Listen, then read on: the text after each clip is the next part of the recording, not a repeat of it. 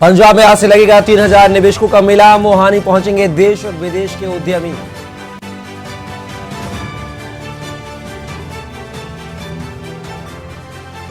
Delhi MCD स्थायी समिति चुनाव में बवाल, सदन में तोड़फोड़, बार बार स्थगित करनी पड़ी कार्यवाही।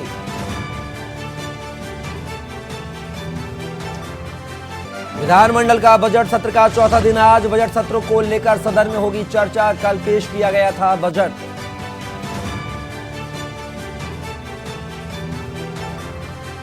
योगी सरकार ने दमदार यूपी के लिए सबको साधा, किसानों को मुफ्त बिजली से लेकर हजारों करोड़ की कई नई योजनाओं की सौगात।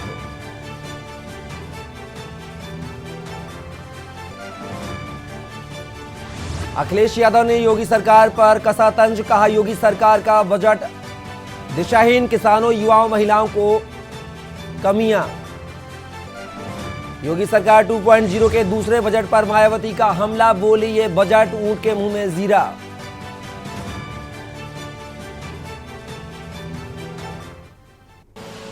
आप देख रहे हैं के न्यूज, खबरों का सारथी। नमस्कार, न्यूज @9 AM में आप सभी का स्वागत है। मैं हूं कपिल मिश्रा और खबरों की शुरुआत करेंगे पंजाब से, जहां पर पंजाब में इन्वेस्टर समिट आज। पंजाब में आज से लगेगा 3000 निवेशकों का मेला। मोहाली पहुंचेंगे देश विदेश के उद्यमी। इंडियन स्कूल ऑफ बिजनेस के ऑडिटोरियम में शुरू हुआ समिट। कई बड़े उद्योगपति निवेशक सम्मेलन के लिए मोहाली पहुंचे। अब तक 38,175 करोड़ के निवेश के प्रस्ताव। पंजाब में इन्वेस्टर समिट आज।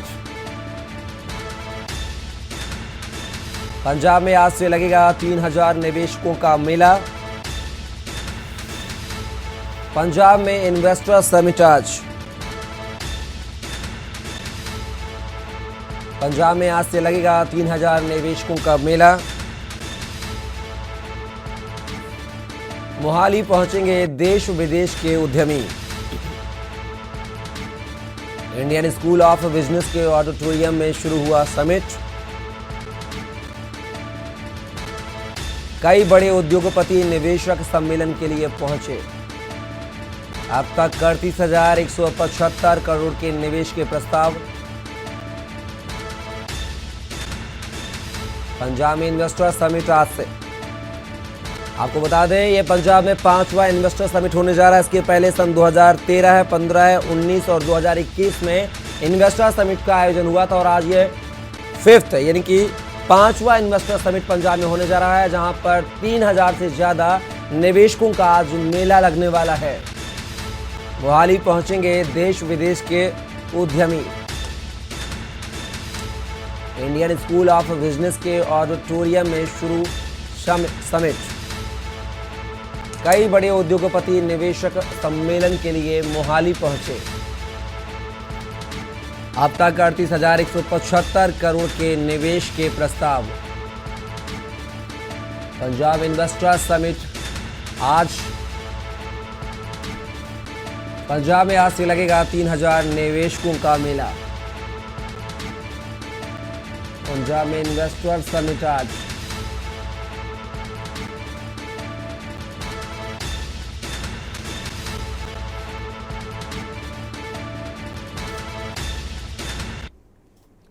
खबर दिल्ली से है, जहां पर एमसीडी सदन में पार्षदों में हाथापाई, मारपीट। सदन में स्थायी समिति के चुनाव में हंगामा। आम आदमी पार्टी और बीजेपी के बीच हुआ जोरदार हंगामा। खबर दिल्ली से, जहां पर एमसीडी सदन में हुई हाथापाई। सदन में स्थायी समिति के चुनाव में हंगामा। आम आदमी पार्टी और बीजेपी के बीच जमकर हंगामा। पार्षदों ने एक दूसरे पर पानी की बोतलें फेंकी। बीजेपी और आम आदमी पार्टी के पार्षदों में झड़प। एमसीडी सदन में पार्षदों में हाथापाई और मारपीट। सदन में स्थायी समिति के चुनाव में हंगामा। आम आदमी पार्टी और बीजेपी के बीच हंगामा।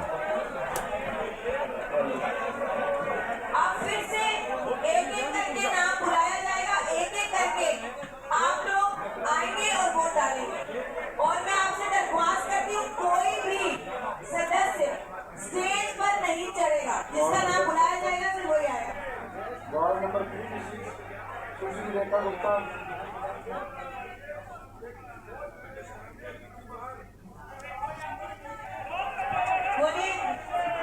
सर, बोलिए। वार्ड नंबर 56 सुशील रेखा गुप्ता। वार्ड 56 रेखा गुप्ता जी। तो ये तस्वीरें दिल्ली की हैं एमसीडी की, जहां पर मेयर के चुनाव को लेकर यहां पर जोरदार, और ये दिल्ली एमसीडी सदन की तस्वीरें हैं जहां पर बीजेपी और आम आदमी पार्टी के पार्षदों के बीच धक्का मुक्की हुई है, झड़प हुई है, कुर्सियों को यहां पर फेंका गया, साथ ही पानी की बोतलों पर एक दूसरे से वार किया गया है। हंगामेदार सदन रहा दिल्ली एमसीडी।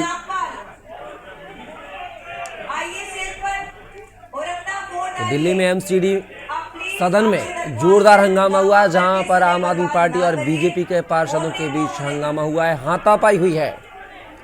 यहां पर कुछ जो पार्षद हैं आराम फरमाते नजर आए, तो कुछ यहां पर हंगामा करते नजर आए, और साथ ही पानी की बोतलों से एक दूसरे पर यहां पर वार किए गए। सदन में स्थायी चुनाव समिति के चुनाव में हंगामा हुआ है। आप और बीजेपी के बीच यहां पर जोरदार हंगामा हुआ है। में बात करेंगे दिल्ली की, जहां पर आम आदमी पार्टी और बीजेपी के पार्षदों के बीच हंगामा हुआ है एमसीडी सदन में। चर्चा के दौरान आपको बता दें, स्थायी चुनाव समिति का यहां पर कार्यक्रम चल रहा था, चुनाव होना था स्थायी समिति का, लेकिन जिसको लेकर यहां पर बीजेपी पार्षद और आम आदमी पार्टी पार्षदों के बीच धक्का मुक्की हुई, नारेबाजी हुई है, यहां तक कि पानी की बोतलों से एक दूसरे पर कई बार किए गए। और इस खबर पर सीधे हमारे साथ दिल्ली से संवाददाता प्रवेश शर्मा हमारे साथ जुड़े हुए हैं। प्रवेश, अगर बात की जाए तो एमसीडी में सदन के स्थायी चुनाव समिति के दौरान हंगामा हुआ है, जिसमें बीजेपी पार्षद और आम आदमी पार्टी के जो पार्षद हैं एक दूसरे पर धक्का मुक्की करते हुए दिखाई दिए, साथ ही पानी की बोतलों से एक दूसरे पर वार भी किया गया। क्या कुछ जानकारी? जी बिल्कुल, मैं आपको बता दूं, जैसे ही सुप्रीम कोर्ट ने इस मामले में संज्ञान लिया था मेयर के चुनाव को लेकर, तो उसके बाद 22 तारीख की तारीख जो ऐलान हुआ था उसको लेकर कल सदन बैठा था। और मैं आपको बता दूं, मेयर और डिप्टी मेयर का चुनाव बहुत ही आसानी से सदन में सभी पार्षदों ने बड़े आराम से किया, लेकिन जैसे ही समय बीता और धीरे धीरे स्थायी समिति के चुनाव के लिए और बढ़ा, और शाम 6 बजे के आसपास से पूरी रात गुजर गई है और सुबह हो चुकी है। अभी तक 14 बार सदन बैठ चुका है, लेकिन बार बार वहां पर हंगामे के कारण ये सदन को स्थगित करना पड़ रहा है। और स्थायी समिति का चुनाव जो है, मुझे लगता है कि सुप्रीम कोर्ट के आदेश की वजह से पूरी रात चला, और अभी तक जब तक ये चुनाव पूरा नहीं होगी प्रक्रिया, तब तक ये चुनाव की प्रक्रिया के लिए सभी पार्षदों को वहां रुकना पड़ेगा। जी तो प्रवेश, आप हमारे साथ बने रहिएगा। तो तस्वीर एक बार फिर से पुनः आपको दिखाते हैं, दिल्ली एमसीडी चुनाव के सदन की तस्वीरें हैं, जहां पर कल जो है मेयर का चुनाव हुआ था, जहां पर आम आदमी पार्टी की शैली ओबराय यहां पर मेयर बनी थी, और स्थायी समिति के चुनाव के बीच यहां पर जोरदार हंगामा हुआ है। तस्वीरें देखिए आप, किस कदर यहां पर जो है तोड़ फोड़ धक्का मुक्की की जा रही है, और यह धक्का मुक्की बीजेपी के पार्षद और आम आदमी पार्टी के पार्षदों के बीच में हो रही है। तो देखिए किस तरह से यहां पर नोक झोंक और हाथापाई दोनों पार्टियों के पार्षदों के बीच की जा रही है। सीधी तस्वीरें दिल्ली के एमसीडी सदन की हैं, जहां पर स्थायी समिति के चुनाव के दौरान हंगामा हुआ है।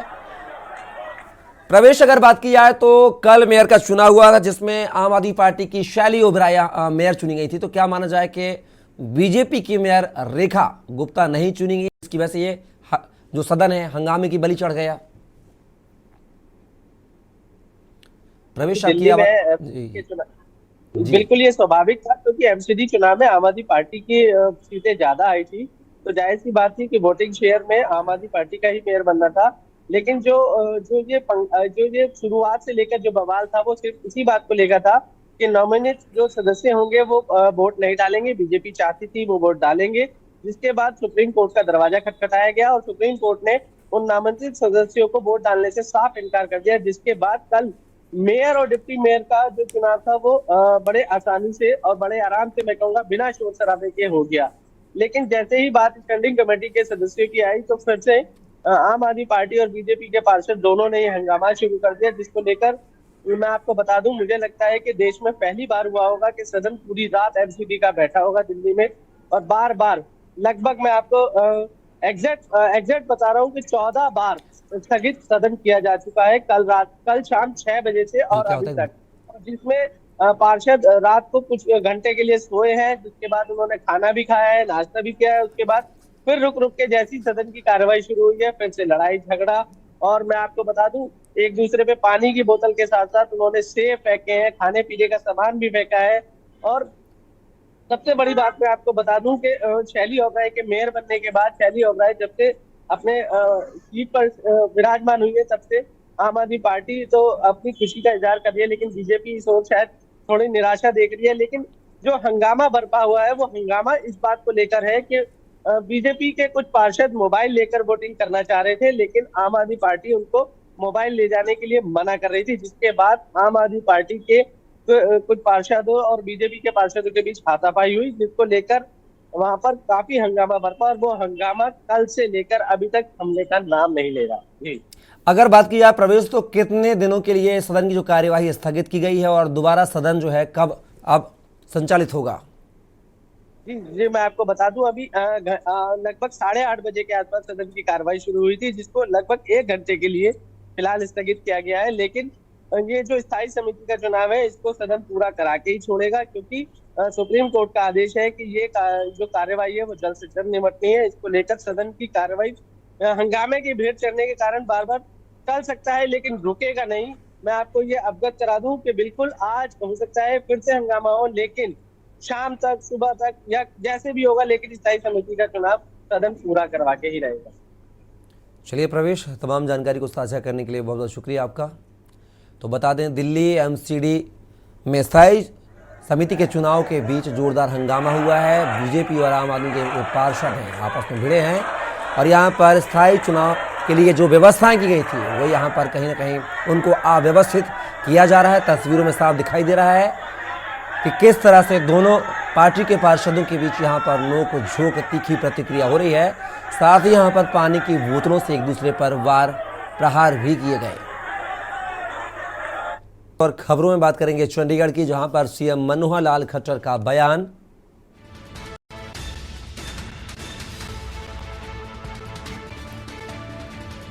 चौकीदारों की सैलरी बढ़ाने को लेकर मुख्यमंत्री का बयान।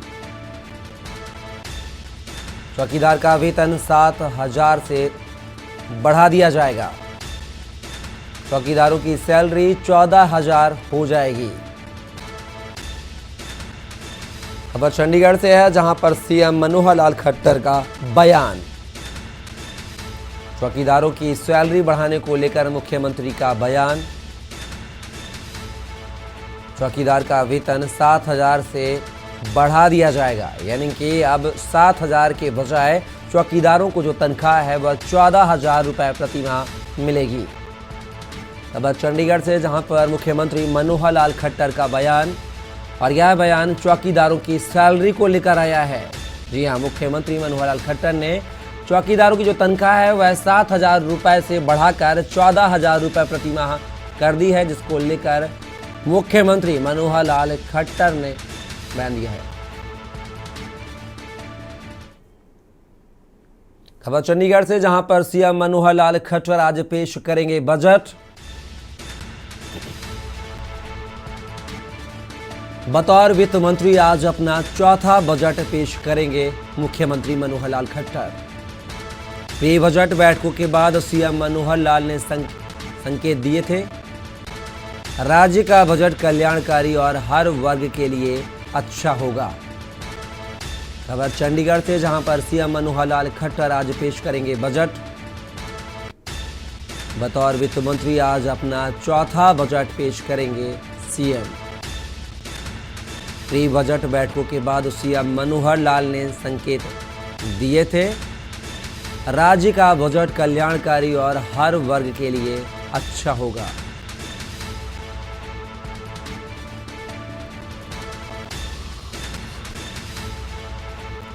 बतौर वित्त मंत्री आज अपना चौथा बजट पेश करेंगे मुख्यमंत्री। प्री बजट बैठक के बाद सीएम मनोहर लाल ने संकेत दिए थे। राज्य का बजट जन कल्याणकारी और हर वर्ग के लिए अच्छा होगा। खबर मेरठ से है, जहां पर दिल्ली एक्सप्रेस वे पर आज से 2 पहिया वाहन वैन। खबर मेरठ से, अगर गलती से भी दिखे 2 पहिया वाहन तो कटेगा चालान। एक्सप्रेस वे पर दिखाई पड़े तो कटेगा 20,000 रुपए का चालान। हादसों को रोकने के लिए शासन ने लिया संज्ञान। 4 टीम करेंगी 2 पहिया वाहनों की निगरानी। एसएसपी ने टीम गठित कर सीओ ब्रह्मपुरी को दी टीम की जिम्मेदारी। लापरवाही बरतने वाले पुलिस कर्मियों पर भी की जाएगी कार्यवाही। खबर दिल्ली से, जहां पर दिल्ली एक्सप्रेस वे पर आज से 2 पहिया वाहन वैन। खबर मेरठ से, जहां पर दिल्ली एक्सप्रेस वे पर 2 पहिया वाहनों पर लगा बैन। अगर गलती से भी दिखे 2 पहिया वाहन तो कटेगा चालान।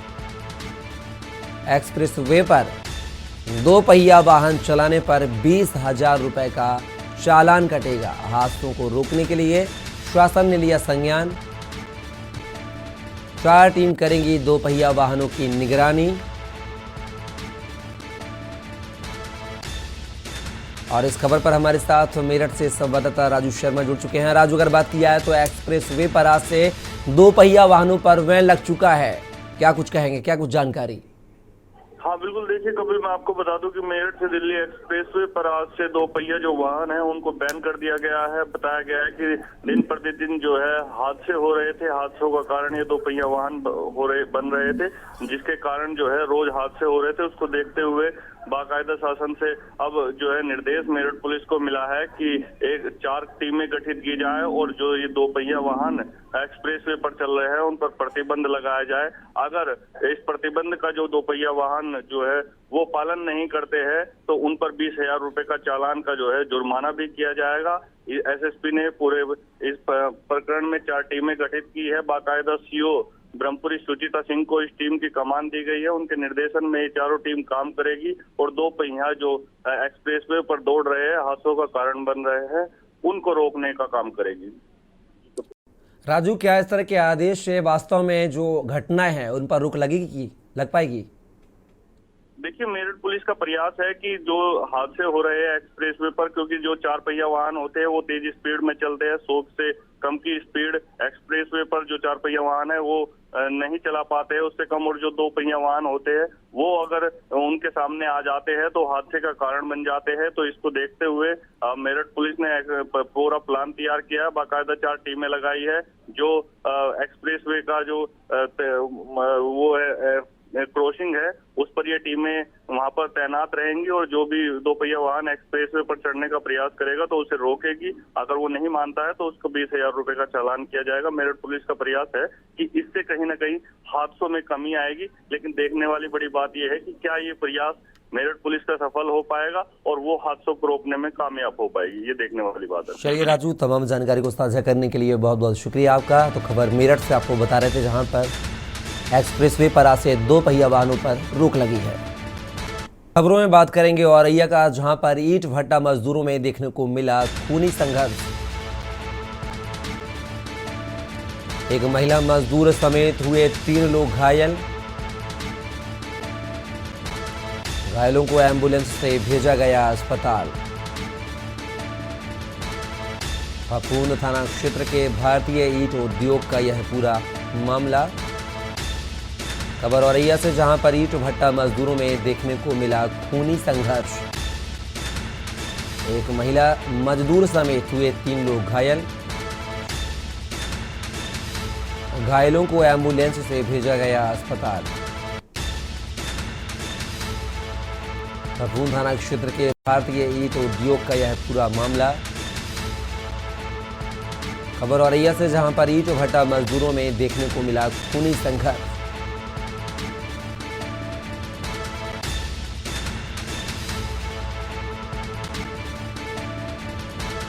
घायलों को एम्बुलेंस से अस्पताल भेजा गया है। फफूंद थाना क्षेत्र के भारतीय ईंट भट्टा उद्योग का यह पूरा मामला। खबर औरैया से है, जहां पर ईंट भट्टा मजदूरों में देखने को मिला खूनी संघर्ष। एक महिला मजदूर समेत 3 लोग हुए घायल। घायलों को एम्बुलेंस से भेजा गया अस्पताल। फफूंद थाना क्षेत्र के भारतीय ईंट उद्योग का यह पूरा मामला। खबर औरैया से है, जहां पर ईंट भट्टा मजदूरों में देखने को मिला खूनी संघर्ष। एक महिला मजदूर समेत 3 लोग घायल हुए हैं। पूरे घटनाक्रम में घायलों को एम्बुलेंस से अस्पताल भेजा गया है। फफूंद थाना क्षेत्र के भारतीय ईंट उद्योग का यह पूरा मामला।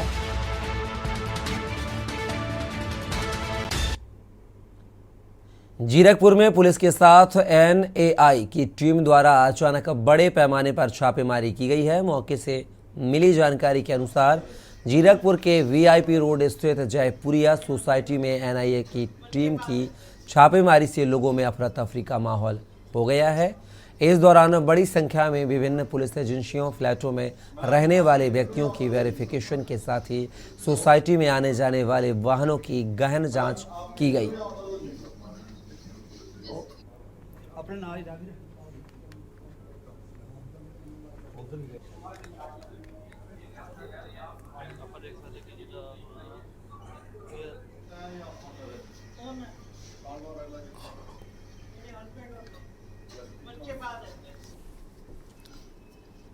फरवरी का महीना खत्म होने के साथ जहां मैदानी क्षेत्रों में गर्मी ने दस्तक दे दी है, वहीं पहाड़ों पर अभी भी सर्दियों का सितम जारी है। हिमाचल प्रदेश के प्रसिद्ध पर्यटन स्थल मनाली सहित जिला लाहौर स्पीति में देर रात से एक बार फिर से बर्फबारी का दौर आरंभ हो गया है, जिससे यहां की समूची घाटी ठंड की चपेट में आ गई है। मनाली सहित लाहौल स्पीति में हो रही बर्फबारी को देखते हुए स्थानीय प्रशासन के द्वारा अलर्ट भी जारी किया गया है। वहीं दूसरी ओर कुल्लू मनाली घूमने आए पर्यटक यहां पर बर्फबारी को जमकर लुत्फ लेते हुए भी नजर आ रहे हैं। मनाली का भी वेदर जो है बहुत ही अच्छा है, बहुत मजा आया यहाँ पे आके। हर एक एक्टिविटी हम लोगों ने एंजॉय किया और ऐसे लग रहा है कि दोबारा कब आने का यहाँ पे चांस मिले। बहुत मस्त है यहाँ पे। बॉम्बे में तो बहुत गर्मी है फिलहाल, पर यहाँ का वेदर जो है बहुत ठंडा और मस्त है।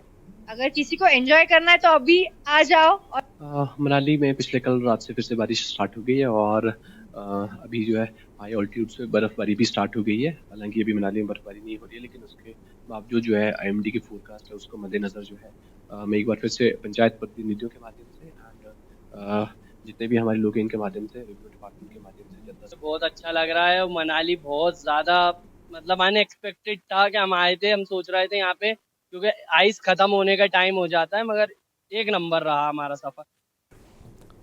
कोंडागांव में शिक्षा विभाग ने अब ऐसे शिक्षकों को चिन्हित करना शुरू कर दिया है, जहां जिले के आश्रम करियाकांटा में ऐसा मामला देखने को मिला कि करियाकांटा आश्रम के शिक्षक के खिलाफ लगातार सूचनाएं विभाग को मिल रही थीं, जिसमें स्कूल न जाने और बच्चों से मारपीट की बातें लगातार सामने आ रही थीं। मामले को गंभीरता से लेते हुए जांच उपरांत शिक्षक हितेंद्र श्रीवास को तत्काल प्रभाव से हटाते हुए निलंबित किया गया है। साथ ही शिक्षा अधिकारी पटेल ने कहा कि अन्य गतिविधियों में शाला समय उपरांत शिक्षक कार्य करें। शाला समय पर किसी भी प्रकार की लापरवाही पर कार्रवाई की जाएगी।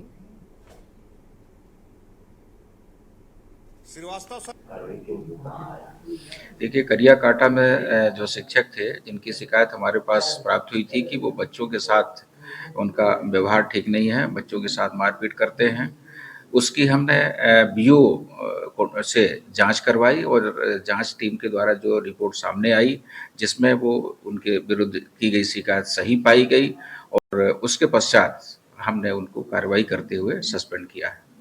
सम्मान अपनी जगह है और आचरण व्यवहार अपनी जगह है।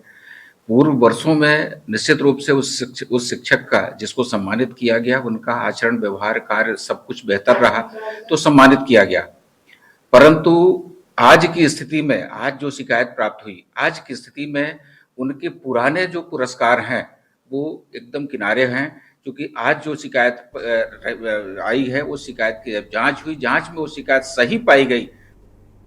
खबर जबलपुर से है, जहां पर पुलिस अधीक्षक कार्यालय में भारतीय जनता पार्टी के संगठन ने ग्रामीण भाजपा अध्यक्ष शिव पटेल और उसके पुत्र के साथ पूर्व में मारपीट हुई, जिसके विरोध में उग्र प्रदर्शन एवं नारेबाजी की गई और पुलिस अधीक्षक सिद्धार्थ बहुगुणा को ज्ञापन सौंपा गया, जिसमें मारपीट करने वाले व्यक्तियों के ऊपर NSA एवं जिला बदर की कार्यवाही एवं उनके अवैध अतिक्रमण को हटाने की मांग की गई।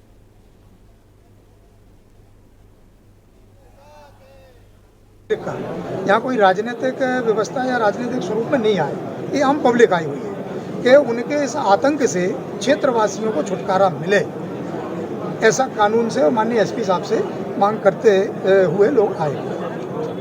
आपका नाम? शिव पटेल। जिला मुख्यालय कोंडागांव में जनदर्शन के दौरान कलेक्टर दीपक सोनी ने अग्निवीर में चयनित हुए बच्चों को पुष्पमाला पहनाकर, प्रशस्ति पत्र देकर और मिठाई खिलाकर सभी बच्चों के उज्जवल भविष्य की कामना की। वहीं आपको बता दें कि जिले के 6 होनहार युवाओं का भारतीय थल सेना के अग्निवीर हेतु चयन हुआ है।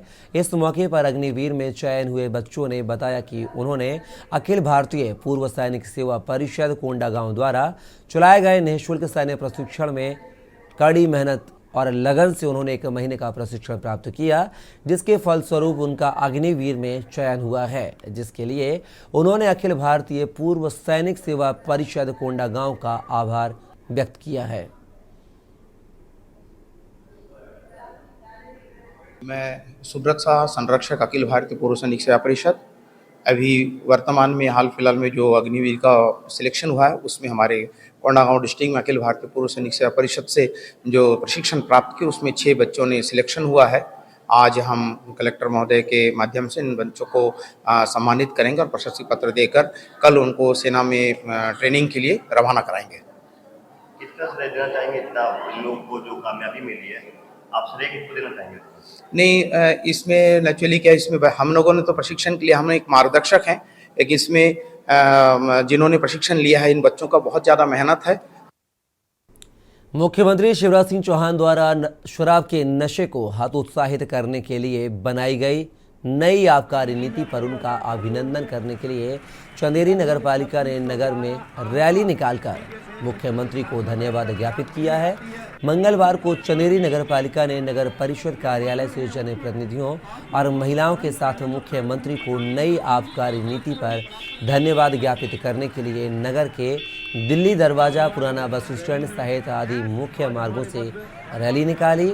रैली के दौरान नई आबकारी नीति तथा उससे होने वाले लाभ, विशेष रूप से महिलाओं की सुरक्षा सहित अन्य प्रमुख प्रावधानों से आम नागरिकों को अवगत कराया। रैली में उपस्थित जनप्रतिनिधि बीजेपी नगर मंडल अध्यक्ष पूरन सोनी, पूर्व नगर एवं मंडी अध्यक्ष दिनेश मिश्रा ने शराब को लेकर नई आबकारी नीति पर सीएम की सराहना करते हुए धन्यवाद ज्ञापित किया है। मध्य प्रदेश सरकार जो परिवर्तन हुए हैं उसके संबंध में महिलाओं द्वारा मुख्यमंत्री जी को धन्यवाद ज्ञापित करने के लिए रैली निकाली। इस यात्रा में किन तरह की महिलाएं शामिल हो रही हैं? इसमें आम नागरिक महिलाएं जो भी हैं वो शामिल हो सकती हैं, कोई भी महिलाएं जो भी मुख्यमंत्री जी को ज्ञापन देना चाहें वो सभी महिलाएं शामिल हो सकती हैं। कब तक के लिए आज ही निकली है कि आगे भी? आज दिनांक के लिए धन्यवाद ज्ञापन के लिए यह रैली। कोरिया जिला युवा कांग्रेस अध्यक्ष राम सजीला यादव के नेतृत्व में पटना आदर्श चौक पर ईडी का पुतला दहन कर विरोध प्रदर्शन किया गया। यूथ कांग्रेस पदाधिकारियों ने कहा कि ईडी छत्तीसगढ़ में जबरदस्ती कार्यवाही कर सरकार के कार्यों में रोड़ा पैदा कर रही है। प्रदेश में ईडी के छापे को लेकर श्री यादव ने कहा कि 24 फरवरी को छत्तीसगढ़ में आयोजित AICC के राष्ट्रीय अधिवेशन एवं प्रदेश में आगामी विधानसभा चुनाव से भयभीत होकर केंद्र की बीजेपी सरकार प्रदेश कांग्रेस के नेताओं एवं विधायक के घर में ईडी को छापेमारी कर परेशान एवं डराने की कोशिश कर रही है। जो यहाँ राष्ट्रीय संगठन रखा गया है, इसको फेल करने के लिए जो कांग्रेसी नेता हैं उसको बदनाम करने के लिए उनके द्वारा छापा मारा गया है। और कहीं नहीं, कुछ भी नहीं मिला इनको। इन्हें जगह मारे, सब सारे छूट गए। ये तो जानबूझ के इनकी सोची समझी साजिश है, इसके तरफ कांग्रेसियों को बदनाम करें और हम राज करें। अब ऐसा नहीं चलेगा। ईडी का जो मोदी सरकार उपयोग कर रही है छत्तीसगढ़ प्रदेश में हमारे नेताओं के विरुद्ध, जो इनका कार्रवाई करने का जो तरीका है, इस सरकारी एजेंसी का मोदी सरकार जो है गलत इस्तेमाल कर रही है। इसके विरोध करने के लिए आज यूथ के पदाधिकारी जो जिला अध्यक्ष जी हैं, रामसिंह जिला यादव जी, सुजीत सोनी जी उपाध्यक्ष जी हैं, हमारे आदरणीय वेदांती तिवारी जी हैं, इनके नेतृत्व में आज ईडी का पुतला दहन का कार्यक्रम रखा गया और हम इस कार्यक्रम को सफलतापूर्वक संपन्न किए। बेमेतरा में पिछले 17 दिनों से आंगनवाड़ी कार्यकर्ता अपनी विभिन्न मांगों को लेकर हड़ताल पर बैठे हुई हैं और वह अलग अलग कार्यक्रम कर सरकार का ध्यान आकर्षित कर रही हैं। कभी वह थाली बजाकर, तो कभी गाना गाकर, तो कभी भीख मांगकर अपने धरना प्रदर्शन सरकार को जगाने का प्रयास कर रही हैं। इसी के तहत आज आंगनवाड़ी के कार्यकर्ताओं ने मां दुर्गा, भद्रकाली, सरस्वती और मां लक्ष्मी सहित अन्य देवी का रूप धारण कर धरना स्थल पर जाए स्तंभ चौक से कलेक्ट्रेट तक रैली निकाली और अपनी मांगों को लेकर जमकर राज्य सरकार के खिलाफ नारेबाजी की।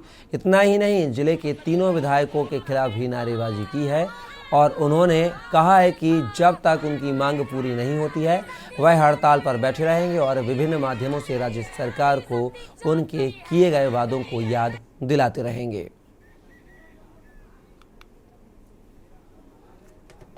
ये चंडी नौ दुर्गा का रूप है, माँ भद्रकाली का रूप है, काली का रूप है और हम सरकार को अपने इस रूपों में जगाना चाहते हैं कि हमारी मांग को पूरा कर दे। नारी जाग जाती है तो हल्का मच जाएगा, तांडा हो जाएगा। हम चाहते हैं, नारियों में बहुत रोष व्याप्त है, जैसे उन्होंने अपने घोषणा पत्र में वादा किया है वादा को पूरा करें, नहीं तो नारी शक्ति उनको देखने के लिए 2023 आने वाला चुनाव में उनको दिख जाएगा। आज झांकी के तौर पे निकाले थे, हमारी बहनें आंगनबाड़ी कार्यकर्ता दुर्गा काली के रूप में अपना प्रदर्शन दिखाए और इसके माध्यम से हम भूपेश बघेल को ये बताना चाहते हैं कि हम लोग नारी हैं और नारी कुछ भी कर सकती है।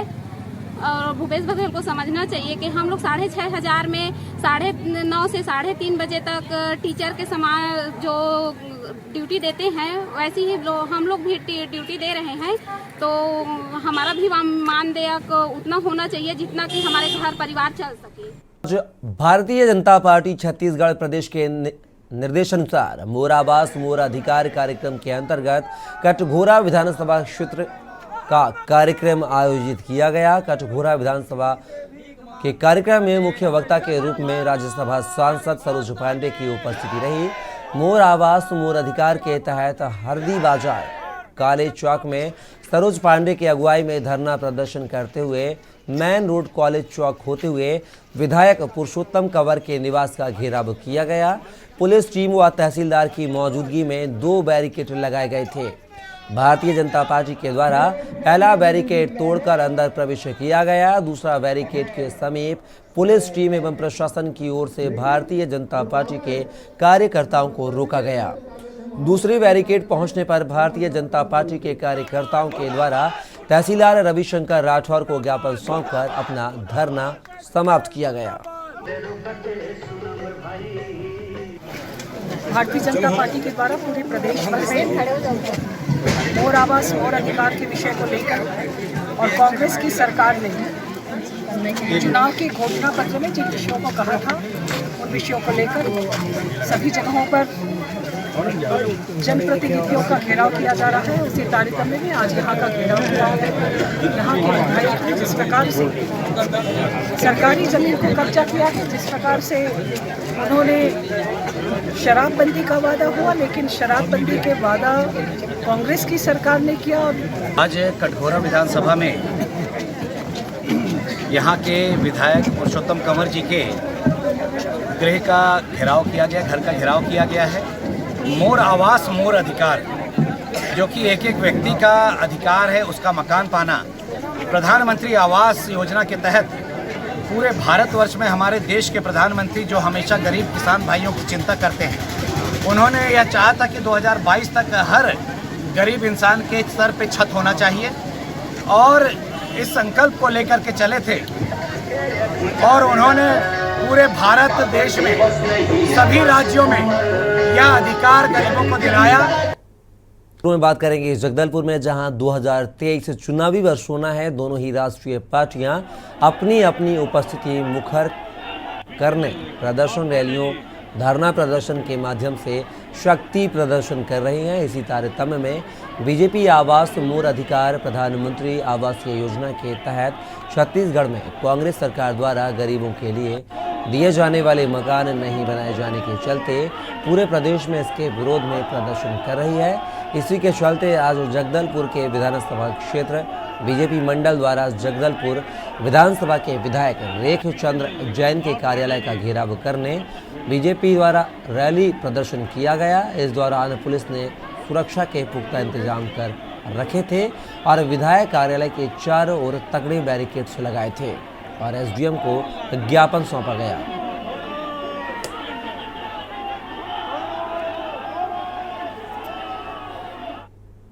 मामला नवागढ़ विधानसभा क्षेत्र का है, जहां पूर्व कैबिनेट मंत्री दयाल दास बघेल के ऊपर उनकी सास में जमीन हड़पने का आरोप लगाते हुए थाने में शिकायत दर्ज कराई थी, जिसको लेकर आज पूर्व कैबिनेट मंत्री ने प्रेस कॉन्फ्रेंस कर अपनी बात रखी। उन्होंने कहा कि जिस प्रकार से उनके ऊपर आरोप लगाए गए हैं उनका इससे कुछ लेना देना नहीं है। उन्होंने शिकायतकर्ता के ऊपर ही कहा कि फर्जी तरीके से उन्होंने शिकायत की है। शिकायतकर्ता महिला है और नाम किसी पुरुष का लिखा गया है। इन्हीं सब बातों को लेकर उन्होंने कहा है कि राजनीतिक छवि खराब करने के उद्देश्य से यह कृत्य किया जा रहा है और जिस जमीन को लेकर शिकायत की गई है वह अभी भी दूसरे के नाम पर है। इस प्रकार से राजनीतिक षड्यंत्र कर उसे बदनाम करने की कोशिश है। उन्होंने आरोप लगाया कि जब जब चुनाव आते हैं इस प्रकार का राजनीतिक षड्यंत्र विरोधियों के द्वारा किया जाता है।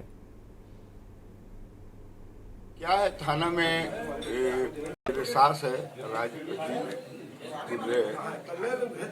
उसके नाम से वास्ते करके लखनलाल कुर्रे, जो मेरा रिश्ते में 1.5 साल लगता है, इनके द्वारा थाना में एक आवेदन दिया है और जबकि ये पूरा प्रकरण से मेरे को कोई लेना नहीं है न कोई देना है। ये आरोप जो लगाए हैं उनके ऊपर एकदम निराधार है। उसमें फूफा जी का किसी प्रकार से लेना देना या कोई वास्ता नहीं है। ये जो है पारिवारिक विवाद जो है वो लखनलाल कुर्रे और हम लोगों के बीच में है और इसमें उनका कोई लेना देना नहीं। तो उनके ऊपर आरोप फिर क्यों लगाया जा रहा है? ये राजनीति षड्यंत्र है। ये आरोप जो लगाए हैं वो राजनीति षड्यंत्र के तहत माननीय श्री दयाल दास बघेल जी का मतलब छवि धूमिल करने के लिए सब किया जा रहा है। कोरबा में मोर आवास मोर अधिकार कार्यक्रम के तहत भारतीय जनता पार्टी के कार्यकर्ताओं ने राजस्व मंत्री जयसिंह अग्रवाल के आवास का घेराव किया। छत्तीसगढ़ विधानसभा के पूर्व नेता प्रतिपक्ष धर्मलाल कौशिक की अगुवाई में बड़ी संख्या में बीजेपी कार्यकर्ताओं ने पावर हाउस रोड पर विशाल रैली निकाली और दुरपा रोड स्थित राजस्व मंत्री जयसिंह अग्रवाल के आवास को घेरने पहुंचे, मगर पुलिस ने उन्हें रास्ते में रोक लिया। इस दौरान पुलिस और कार्यकर्ताओं के बीच जमकर बहस हुई। इसमें उन्होंने बेरोजगारों को छलने का काम इस प्रदेश के मुख्यमंत्री के द्वारा किया गया है। चुनाव के पहले उन्होंने घोषणा किया था, अब बोल रहे हैं अप्रैल से लागू होगा और उसमें दिया क्या है, उस परिवार का कोई शासकीय सेवक में ना हो, अशासकीय सेवा में ना हो, वो पात्र नहीं माने जाएंगे। यदि 5 एकड़ खेती है तो अपात्र हो जाएंगे, 75 क्विंटल धान यदि बेचे हैं तो अपात्र हो जाएंगे। मतलब आखिर ये छलने का काम मुख्यमंत्री जी क्यों कर रहे हैं? और आपका घोषणा पहले के हैं, तो जिनको दिया जाना है उनका 51 महीने का बाकी है, 4 साल का। ये 51 महीने का जो बाकी है उसके साथ में 2500 रुपये उनको देनी चाहिए। फिलहाल खबरों में बस इतना ही। आप बने रहिए के न्यूज़ इंडिया के साथ।